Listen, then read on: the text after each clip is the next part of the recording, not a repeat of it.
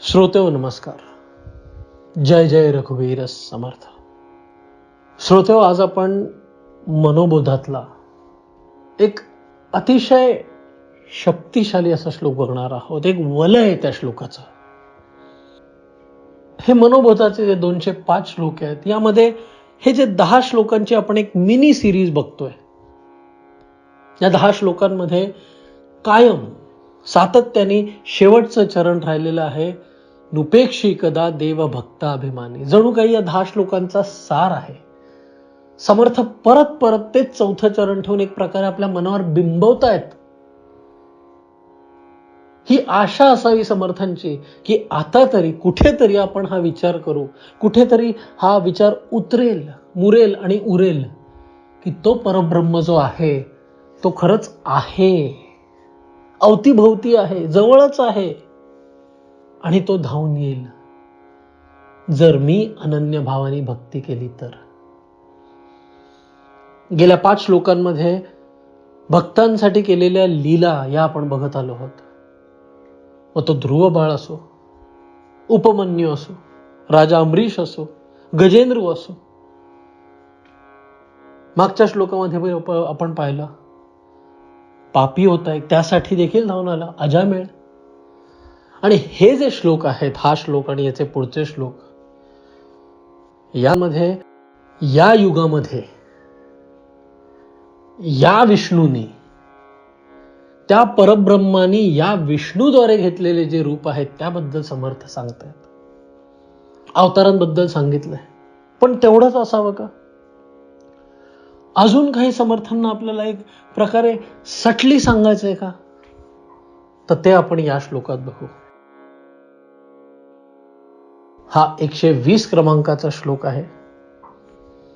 समर्थ या श्लोकामध्ये आपल्याला सांगतायत, विधी कारणे जाहला मत्स्य वेगी, धरी कूर्म रूपे धरा पृष्ठभागी, जना रक्षणा कारणे नीच योनी, नुपेक्षी कदा देव भक्ता अभिमानी.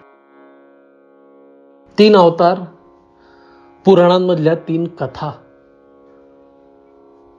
अतिशय सोप्या, अतिशय साध्या सरळ, पण तेवढ्याच आहेत का? विधी कारणे जाहला मत्स्य वेगी, सांगायला गेलं तर 4 वाक्यांची कथा आहे. ब्रह्मदेव झोपले होते आणि त्यांच्या मुखातून वेद बाहेर पडत होते आणि ते वेद चोरण्यासाठी एक दैत्य आला आणि ते वेदांचं रक्षण करण्यासाठी त्या परब्रह्माने अवतार घेतला. तेवढंच आहे का? का काहीतरी अजून समजून घ्यायला पाहिजे आपण? 2 गोष्टी.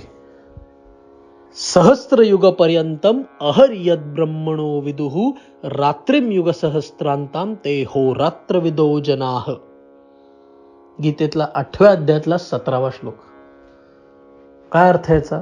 की ज्यांना खरंच ब्रह्माचा दिवस काय असतो हे माहितीये आणि ब्रह्माची रात्र काय असते हे माहितीये, त्यांना दिवस रात्र काय आहे हे कळलंय.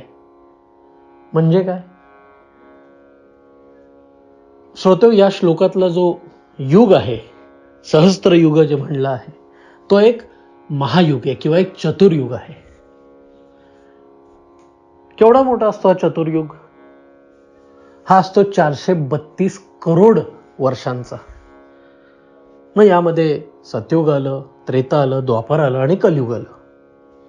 हे असे 4 युग मिळून जो महायुग बनतो तो 432 करोड वर्षांचा होतो, पृथ्वीवरची वर्ष. आणि ही जी 432 करोड वर्ष असतात, हे ब्रह्मदेव जो विधी निर्मित आहे, ब्रह्मा विष्णू महेश मधला जे तत्व आहे निर्माण करणारं, त्याच्या एका दिवसातले 12 तास, म्हणजे प्रकाशाचे 12 तास समजू आपण. आणि तेवढेच 432 करोड वर्ष हे त्याचे रात्रीचे 12 तास. असे 12 तास आणि 12 तास मिळून होतात 864 करोड वर्ष. हे 864 करोड वर्ष हा ब्रह्मदेवाच्या जीवनातील एक दिवस. असे 30 दिवस 1 महिना, असे 12 महिने 1 वर्ष आणि असे 100 वर्ष हे ब्रह्मदेवाचं जीव आयु.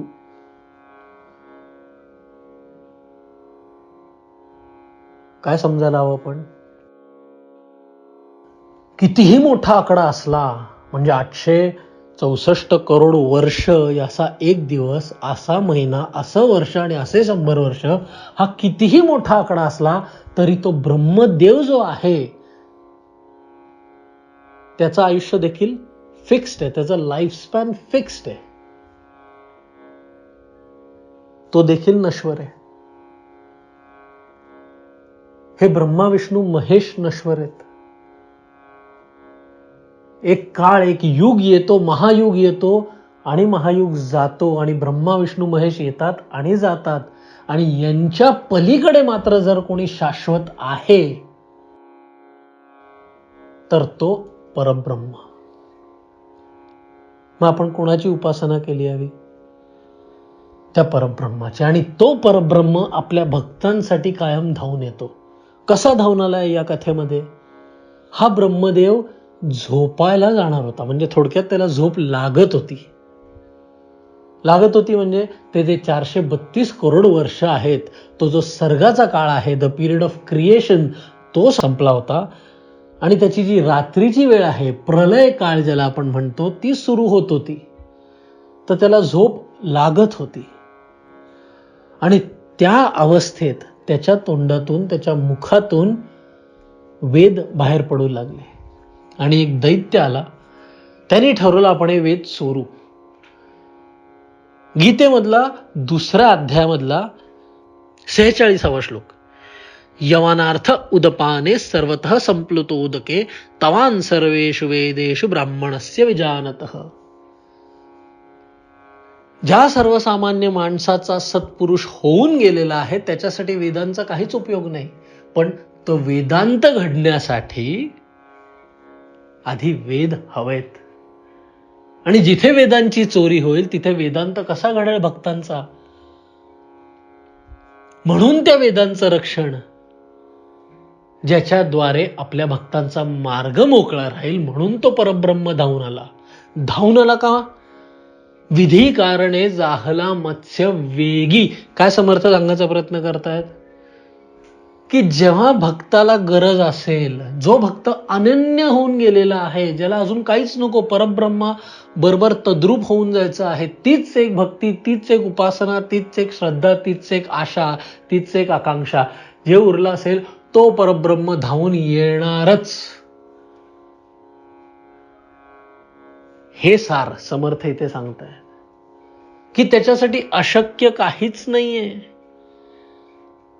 त्या ब्रह्मदेवाच्या मुखातून बाहेर पडलेले वेद जे चोरीला जात होते, त्यासाठी चटकन तो धावून आला मत्स्यरूप घेऊन. मग पुढे काय केलं त्यांनी? धरी कूर्म रूपे धरा पृष्ठभागी. समुद्र मंथन चालू होतं. मेरूरूपी रवी वापरली होती आणि तो रवी समुद्रात खचायला लागला. आणि आता हे समुद्र मंथन कसं होणार हा प्रश्न पडला. समुद्र मंथन म्हणजे नक्की काय? समुद्र म्हणजे खरं तर आपलं मन. याचं मंथन करण्याची गरज आहे. म्हणजे आपले जे आत देव आणि असुर आहेत, म्हणजे जे सद्गुण आणि दुर्गुण आहेत, हे मिळून मनाचं जेव्हा मंथन करतात आणि मन जेव्हा सगळं वासना मुक्त होऊन जातं, तेव्हा आतला जो परब्रह्म आहे त्याच्याबरोबर आपण तद्रूप होऊन जातो. मग ही वाट मोकळी ठेवण्यासाठी तो धावून आला की नाही? धरी कूर्म रूपे धरा पृष्ठभागी. त्यामुळे एक भक्त जेव्हा भक्ती करून परब्रह्माबरोबर तद्रूप होण्याचा प्रयत्न करत असतो, तेव्हा त्याच्या वाटेतला येणारा प्रत्येक काटा, प्रत्येक बाधा ही तो परब्रह्म दूर करत असतो. त्याचप्रमाणे जनारक्षणा कारणे नीच योनी, या पृथ्वीला एका समुद्रामध्ये डुबायला निघाले होते असुर, एक असुरांची टोळी. तो समुद्र म्हणजे या पृथ्वीच्या बाहेर, पृथ्वीपेक्षा बऱ्याच पटींनी विशाल अशा समुद्रामध्ये डुबायला निघाले होते. आणि त्यांनी डुबवला. आणि जसा डुबवला तसा तो परब्रह्म वेगाने वराह रूप घेऊन आला आणि त्या पृथ्वीला पाण्याच्या बाहेर काढलं.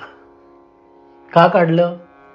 परित्राणाय साधूनाम विनाशाय च दुष्कृताम धर्म संस्थापनार्थाय संभवामी युगे युगे. जर कुठली गोष्ट आपल्याला समजायची आहे तर एक, तो परब्रह्मच आहे खरा देव, आणि दोन, कुठल्या ना कुठल्या तरी पद्धतीने, येन केन पद्धतीने तो धावून येणार. पण त्यासाठी काय करायचंय? सर्व धर्मान परित्याज्य मामेकम शरणं व्रजः अहम त्वा सर्व पापेभ्यो मोक्षयिष्यामि मा शुचः. रिलिंक्विशिंग ऑल नेचर्स, जे काय मनात विचार आहेत, जे काय स्वभाव आहेत, मी असा आहे, मी तसा आहे, माझ्याकडनं हे होणार नाही, मी असा विचार करतो, माझं असं असतं, हे जे चोचले असतात आपले, हा जो स्वभाव आहे आपला, हे ज्या वासना आहेत, विचार आहेत, हे जे पदर आहेत आपल्या मनामध्ये, हे सगळे पाडून. कसं आहे, कांदा आपण सोलायला लागतो, एक लेअर काढतो, दुसरा काढतो, तिसरा काढतो, सगळे काढल्यानंतर काही उरतच नाही.